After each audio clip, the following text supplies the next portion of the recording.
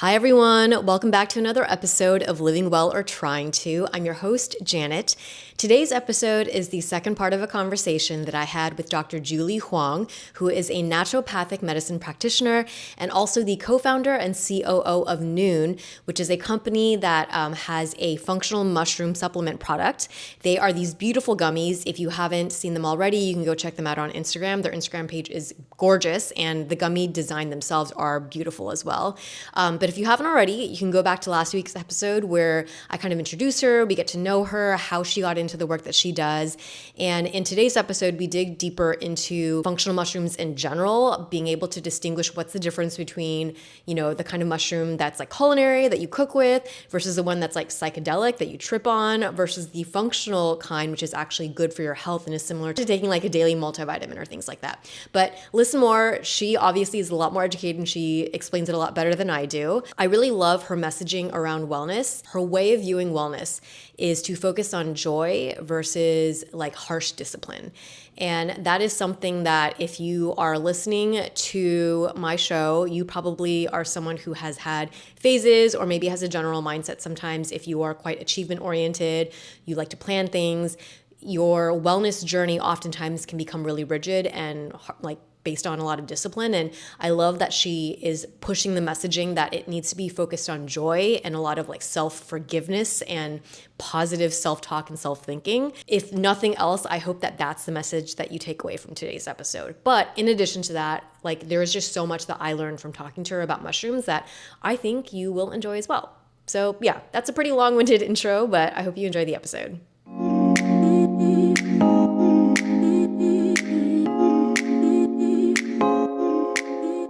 Can you talk a little bit about that? Sure. Yeah. So we have like a 10-to-1 extract of our herbal ingredients, which is a super high format of extraction. And then we also have them encapsulated in our dual layer. So the bioactive components are in the center of the gummy. And you can actually chew it and there's absorption in the mouth. And that it creates our like first kind of like fast absorption or fast delivery system. There's also amino acids in the gummies, like L-theanine in particular. And that can act quite quickly when it's absorbed through the mouth. And actually penetrates something called the blood-brain barrier. So it gets into the nerves and then it can have an impact like very fast. Yeah. So that's where the 20, 30 minutes, you're starting to feel that impact. But then you also get that long-term benefit of taking mushrooms over time if you continue to take them. And a lot of the research has been done on mushrooms, taking mushrooms over 4 to 12 weeks for different health concerns. Oh, okay. Amazing. That's super helpful. Thank you for sharing that. So you do feel something immediately, but then there's also the long-term benefits over time. Yeah, that's the idea. Yeah. And that's how we design them. So I'm curious why, you kind of talked about gummies is because that's like the most fun, kind of more joyful way of like receiving it then. Yeah, it helps.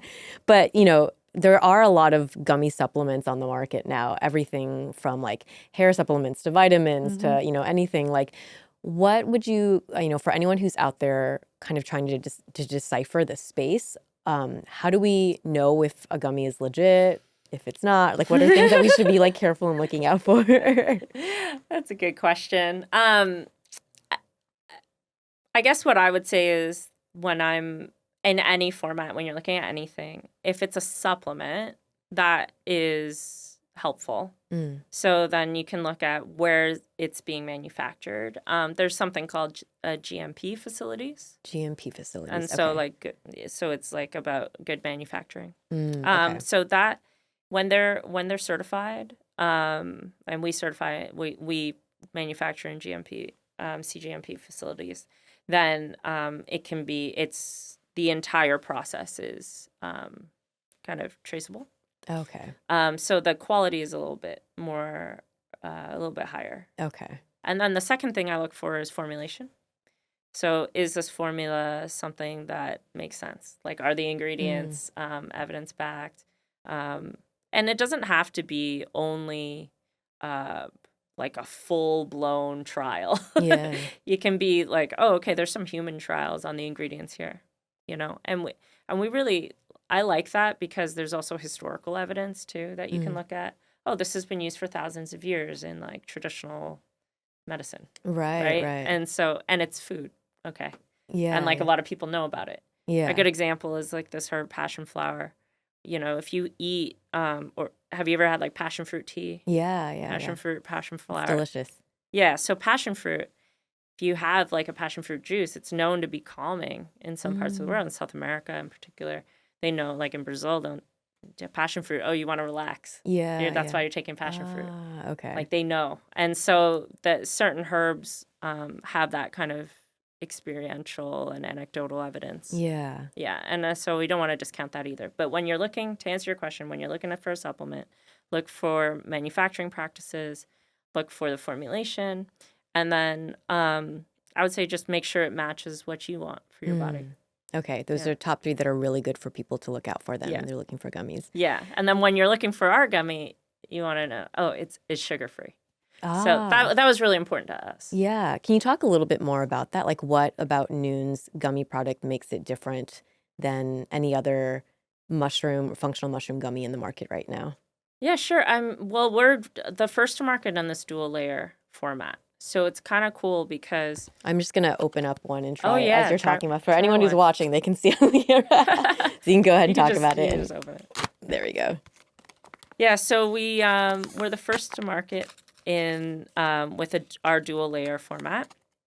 And so our bioactives are on the inside. We also patented our formulas in this format.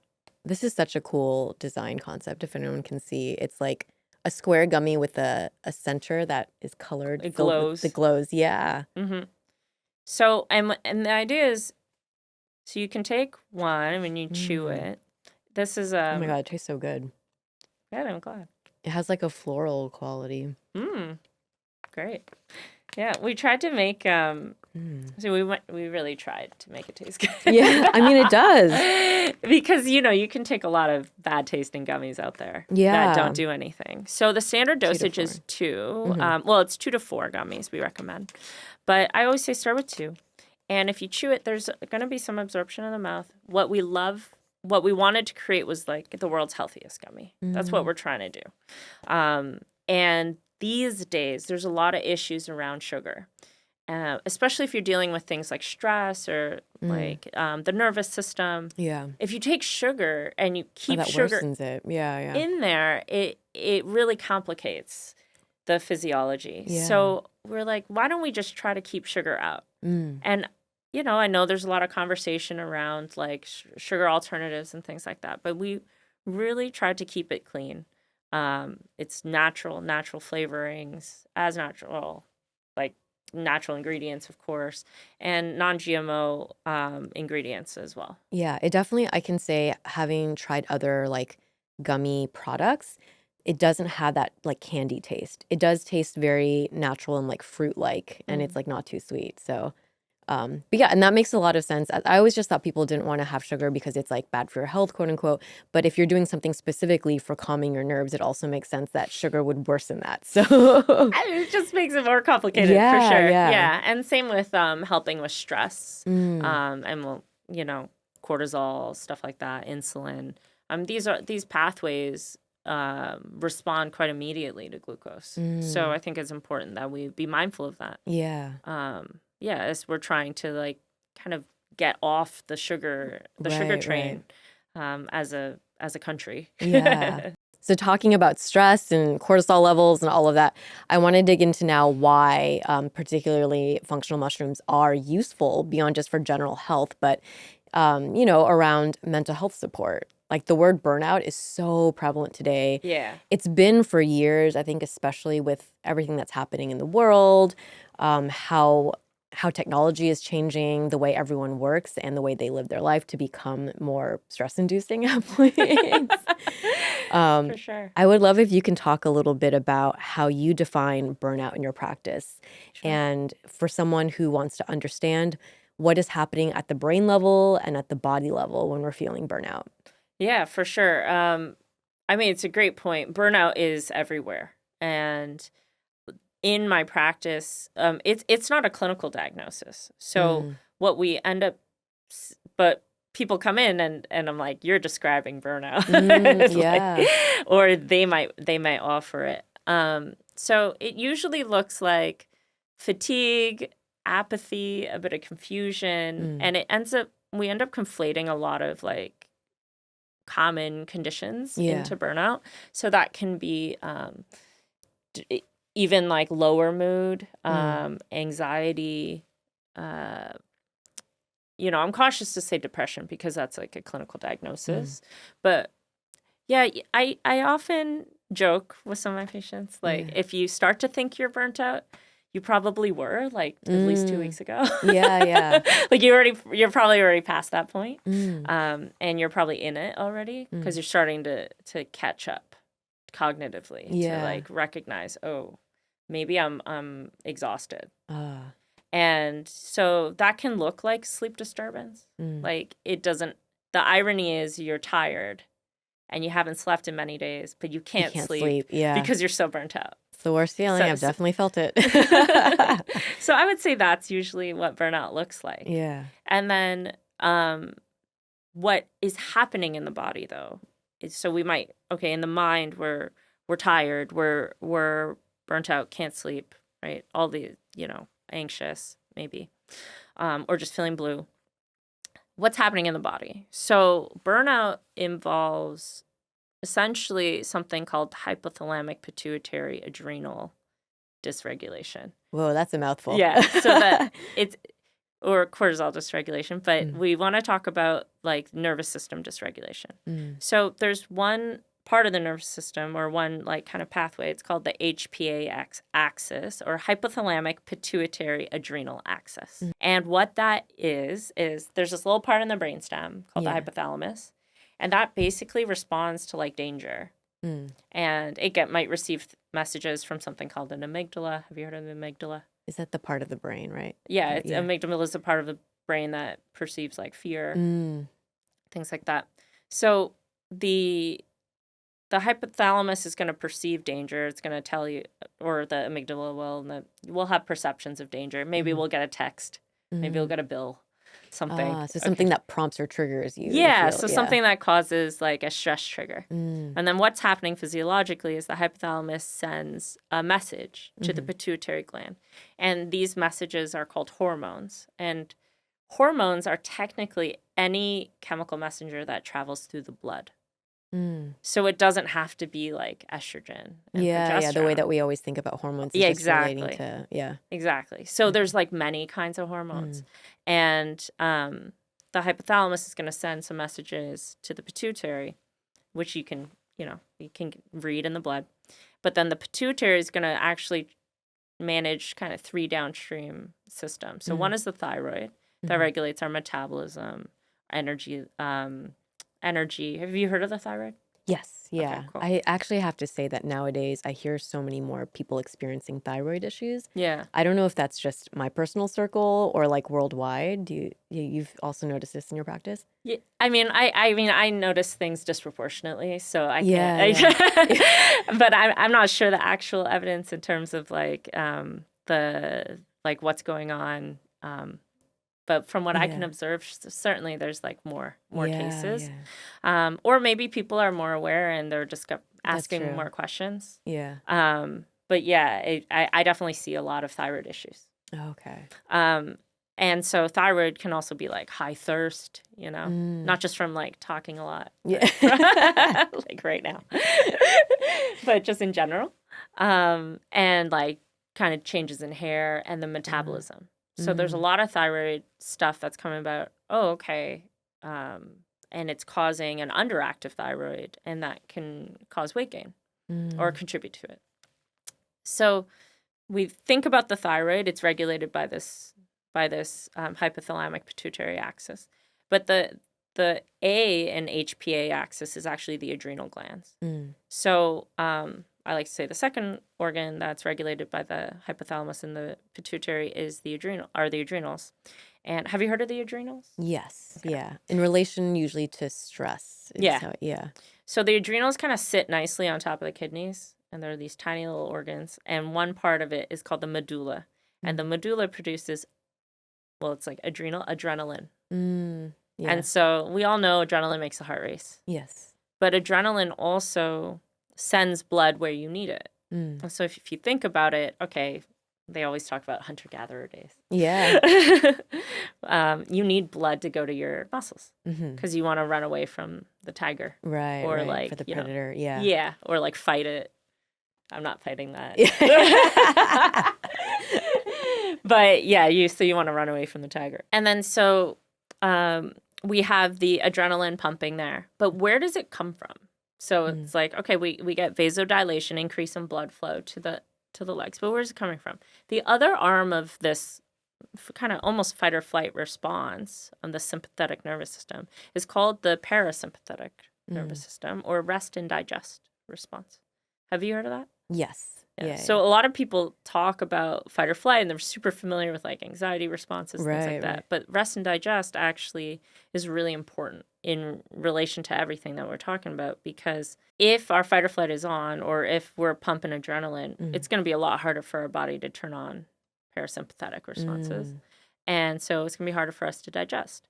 But the blood preferentially going to the muscles is super well known, running away from tiger.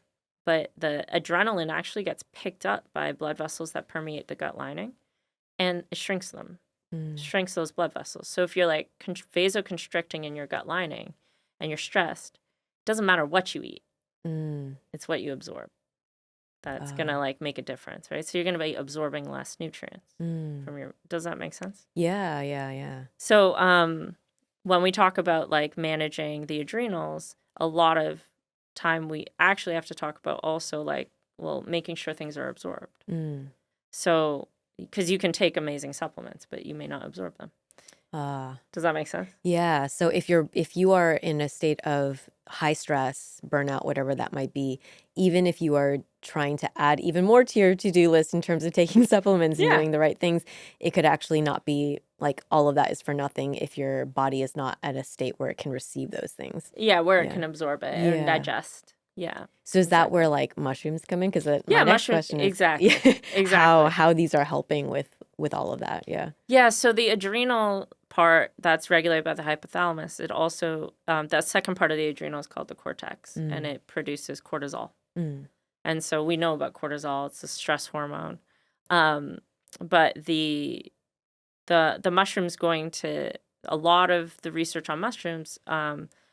Put them in a class called adaptogens. So it means that it helps the body adapt to stress. Yes. And so when mushrooms help the body adapt to stress, it does so by targeting the adrenal gland. When we target the adrenal gland, then we can have an extra benefit in terms of helping with improving absorption from the gut by changing the way that bringing your lows high and your highs low, basically. So it modulates the hormones. But yeah, I think in terms of, I didn't mean to say that like we shouldn't be taking supplements though. Right. Like when you're stressed out, it's more so around vitamins. So if you're taking like eating perfectly, taking your vitamins, the idea is just don't be too hard on yourself. If you're not it's not helping. Yeah, if it's like not making a difference. Yeah. So because if it's not, potentially what you need to do is address whatever underlying cortisol, adrenaline, or adrenal related things that are happening. Exactly. Okay. And that's where mushrooms can come in. So it's like definitely take your supplements, definitely exercise, definitely eat well. Yeah. Well, in particular, take your supplements and eat well. But if you can add in an adaptogen like mushrooms, then it will address the adrenals. And this is going to help with your absorption of those things. So don't be too hard on yourself if you're not noticing a difference. Yeah. Without adaptogens, you need to bring them in. Got it. Okay, that's super helpful to know. And I feel like everything that you've been describing so far shows it's kind of addressing these two different worlds that you're working in, one being traditional Chinese medicine and the other kind of like modern neuroscience. I guess if you could share with some people who maybe don't know, but sometimes these two worlds do conflict, but then also in your work, you are directly showing how they are really complementary. Yeah. Can you talk a little bit about the two different perspectives and how you apply them in your work? That's a good question. So from a Western perspective, when we're looking at neuroscience, we're really looking at this autonomic nervous system. So that fight or flight nervous system that I described, in terms of like the physiologic responses and like the way in which we respond to stress, but also I want to talk, I think, a little bit about the neuroscience piece around neurotransmitters. So neuroscience is like the study of the brain and the nerves, but how do we think? Like, how does that stuff happen? Yeah. And where do thoughts come from? No.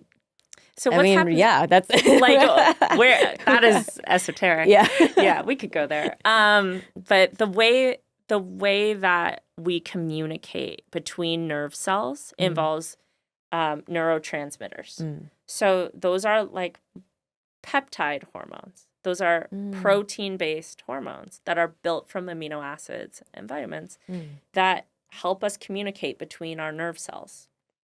And this is how we like are able to create thoughts or transmission, nerve transmission, right? So we can send messages through the nervous system using neurotransmitters. That stuff is based on proteins, like I said. So a good example of those are, the main ones are dopamine, norepinephrine, which is adrenaline, and serotonin. So, I mean, people talk about them all the time, these happy hormones, mood hormones, right? But they're based on proteins. And so from a neuroscience perspective, when we're trying to attenuate or improve focus, then we're trying to improve the conversion from dopamine to norepinephrine in the nerves. We're trying to improve mood. Then we're trying to increase sometimes dopamine, sometimes serotonin, sometimes both, and these things from a traditional Chinese medicine perspective, if we're talking about anxiety, for example, it involves being really fried. Right? Like that feeling of feeling fried, right? And in Chinese medicine, that might be or insomnia is another example. It's like often related, right? You get a lot of anxiety and insomnia. Yeah. And in traditional Chinese medicine, we'll see this pattern called yin deficiency. So we talk about the body in terms of yin and yang. And the yin, it's not about having too much energy. And that's why when you go for a run, to burn out all your energy at like 10 o'clock at night, work. it doesn't help, right? And that's because like you don't have too much energy. That's not the problem. Yeah. In Chinese medicine, we say you're yin deficient. And so it creates a relative increase in yang in the body. And in particular, in Chinese medicine, we actually have an organ. We put it all in the heart organ. And there's no brain in Chinese medicine organ theory. They talk about the Shen, which is the mind. They talk about that being housed in the heart. And so this is just Chinese medicine theory, okay? Yeah. This is like one set of words to describe it. But the idea is if you're yin deficient, then it cannot pin down the yang. You know how like in the yin yang symbol, there's like a little bit of the other color? Yes, in each of them. Yeah. So yin would be the dark stuff, like the black side or whatever. And it governs the nighttime. And so if you have insomnia, for example, there's a little bit of yang in there. If the yin is too weak, then the yang wakes us up. It's allowed to. It can't be pinned down. So what we want to do in this instance is add yin. And so what adds yin? Well, from a neuroscience perspective, a lot of these herbs that help with the building blocks of neurotransmitters. So what do they say? Eat protein, right? They say eat protein, maybe take some mushrooms that build yin, maybe look into some herbs that are good for sleep and good for the nervous system. But really, a lot of them from a Chinese medicine perspective, they build yin. So that can help. Yeah. Does that make sense? Yeah. It's interesting. So, I mean, it's cool to hear you describe this one instance with language from both practices. Because what you're saying is basically both perspectives. They're saying the same thing in different ways. Maybe that's the way to say it. It's like a different language. Yeah, different language, but they're telling the same story. Yeah. And the conclusions may be very similar, which is really interesting. Yeah. And to answer your question around like what we do with our products is we look at human clinical trials, honestly, and we only use ingredients that have those, the human clinical trials. Yeah. and not just theoretical and then we apply, some clinical experiences. So in particular in our focus, for example, we have like nootropic stacking. We have 3 kinds, and it includes B vitamins and L-theanine and green tea extract and stuff like that. But the B vitamins, super well known for energy and focus. Yeah, right? yeah. And we include them in methylated form. And then what I do is I look at the herbs and make sure that they're balanced in terms of yin and yang. Okay. So Great. we make sure we add enough yin. So you have shown me all of these beautiful products you have here. Can you talk a little bit about like is there anything in that Noon is working on right now that you're particularly excited about? Because I see a couple of, I mean, you showed me chocolates. I don't know if we're allowed to talk about that yet. Yeah, no, the chocolates are we actually launched before our gummies. Okay. Yeah.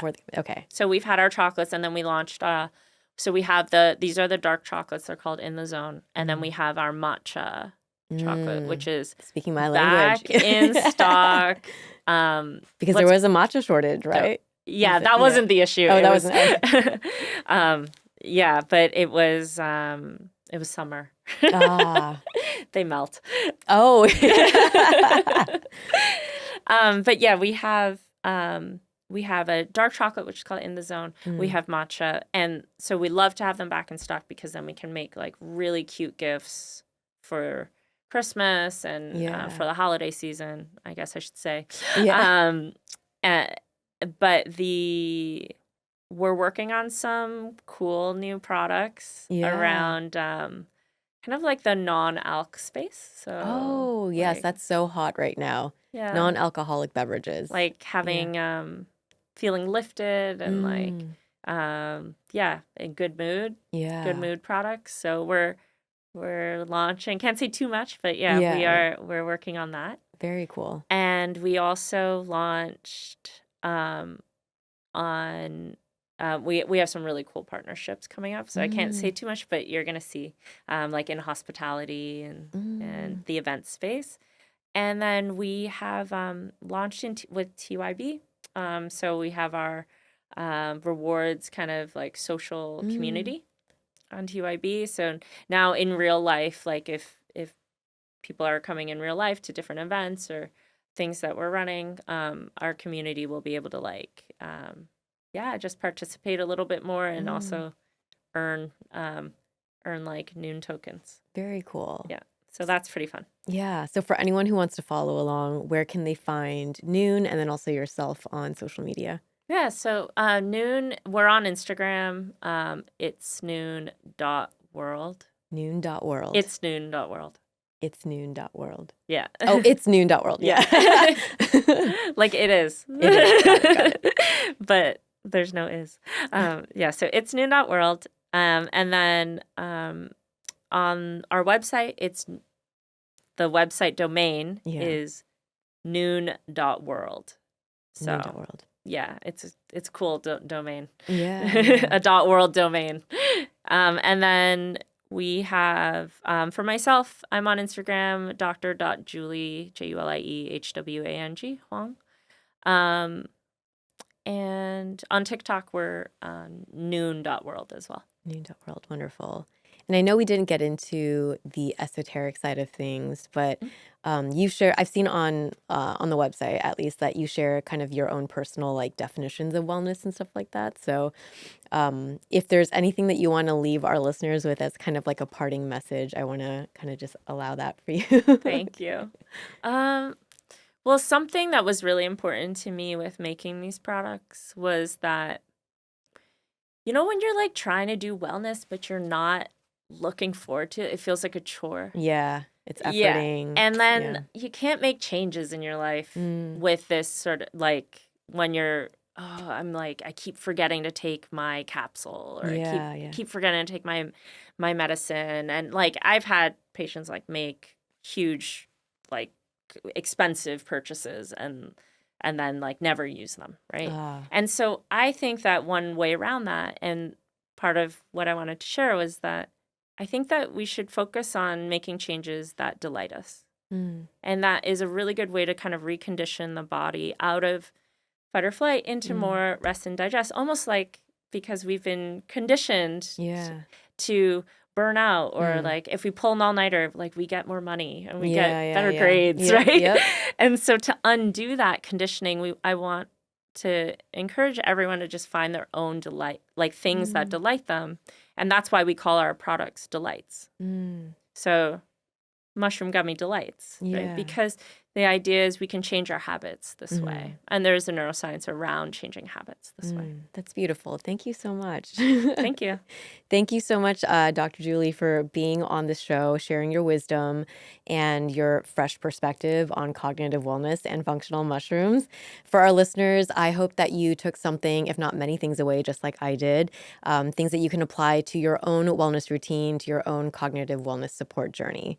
With all of the information that Dr. Julie shared with the Instagram handles, I'll have those linked in the show notes so that you can follow her and Noon along.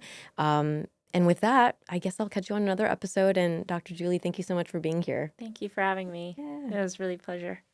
Thank you so much for tuning into this episode of Living Well or Trying to. If you don't already, please follow or subscribe on Spotify, Apple Podcasts, YouTube, wherever it is that you get your podcasts. It means so much to me that my new episodes will just pop up in your feed. And if you like what you're hearing and seeing, please leave a rating and review.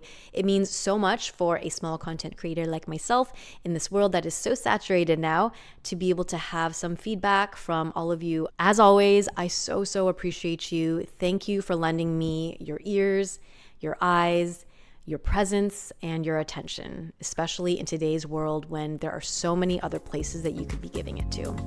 Thank you so much from the bottom of my heart, and I hope to catch you on another episode.